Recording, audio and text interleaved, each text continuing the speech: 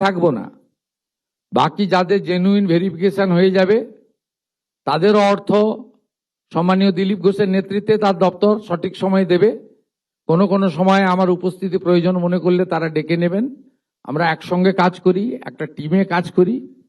আরো খুশির খবর আপনারা পাবেন, ইতিমধ্যে মাননীয় মন্ত্রী বলেছেন, মাননীয় মুখ্য সচিব বলেছেন যে বিগত সরকার কেন্দ্রীয় সরকারের সঙ্গে শুধু যুদ্ধ করে গেছেন, কেন্দ্রীয় সরকারের সঙ্গে লড়াই করেছেন, বাংলার মানুষ বঞ্চিত হয়েছে। যদিও মাননীয় প্রধানমন্ত্রী নরেন্দ্র মোদীজি রাজনীতির মধ্যে থাকেন না, তিনি উন্নয়নের মধ্যে থাকেন। 2004 থেকে 14 তদানীন্তন ভারত সরকারের আমলে 25,000 টাকা ছিল। স্কিমের নাম ছিল ইন্দিরা আবাস যোজনা, IAY।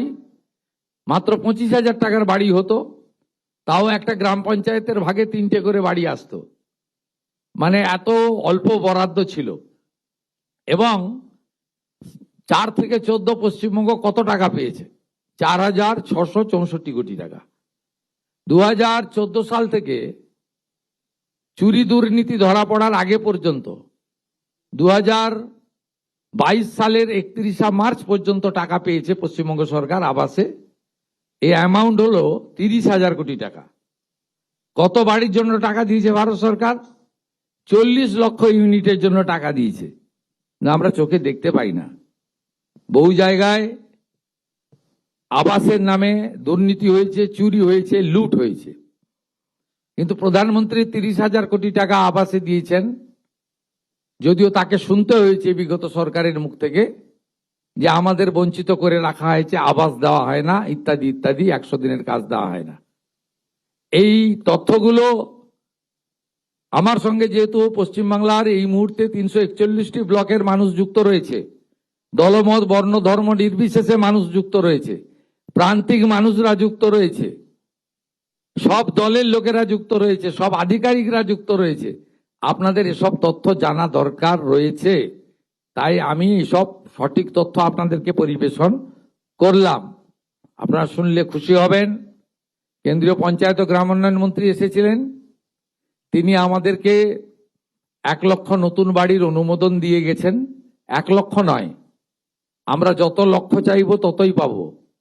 আমাদের সার্ভের শেষ দিন ছিল 20 জুলাই। মাননীয় মন্ত্রী দিলীপ ঘোষ মহোদয় অনুরোধ করার পরে শিবরাজ সিং চৌহানজি এটা বাড়িয়ে 15ই আগস্ট পর্যন্ত টাইম দিয়েছেন। ভেরিফিকেশন লিস্টের কাজ চলছে। এখনো যারা আবাস যোজনায় অন্তর্ভুক্ত হননি, নাম তুলুন।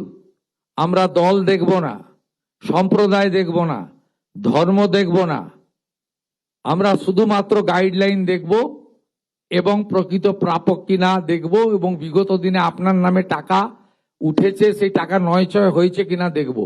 এই কয়েকটা ক্রাইটেরিয়া দেখার পরে উনি কথা দিয়ে গেছেন 20 লাখ, 25 লাখ, 30 লাখ, 40 লাখ, যত বাড়ি লাগবে ভারত সরকার আমাদেরকে অর্থ সাহায্য করবে। স্টেট শেয়ারটা দেওয়ার জন্য আমরা প্রস্তুত রয়েছি। তাই পুজোর পরে পরেই, দুর্গোৎসবের পরে পরেই দেখবেন যে আরো কয়েক লক্ষ বাড়ির প্রথম কিস্তির টাকা আমরা আরো বড় কর্মসূচির মধ্য দিয়ে করব। তাই এই অর্থে বাড়ি নির্মাণ করুন। সঙ্গে বিকশিত ভারত জিরামজির 125 দিনের কাজ, অর্থাৎ বছরে ন্যূনতম 34,500 টাকার কর্মদিবস, সেটাকে প্রপারলি ব্যবহার করুন। 12,000 টাকার শৌচালয় লাগান। সঙ্গে প্রধানমন্ত্রী সূর্যঘর যোজনার সুযোগ নিন। এইভাবে গ্রামীণ আবাস তৈরির মধ্য দিয়ে, জল জীবন মিশনের কানেকশনের মধ্য দিয়ে, প্রধানমন্ত্রী অন্ন সুরক্ষা যোজনার রেশনের সাথে সাথে দিয়ে আমরা আসুন আগামী দিনে পশ্চিমবঙ্গের গ্রামকেও নগরায়নের ছোঁয়া পৌঁছে দিই।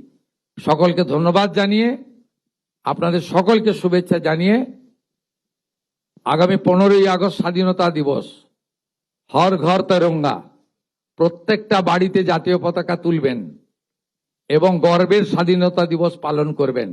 সকলকে ধন্যবাদ দিয়ে আমার কথা শেষ করলাম। জয় হিন্দ। মাননীয়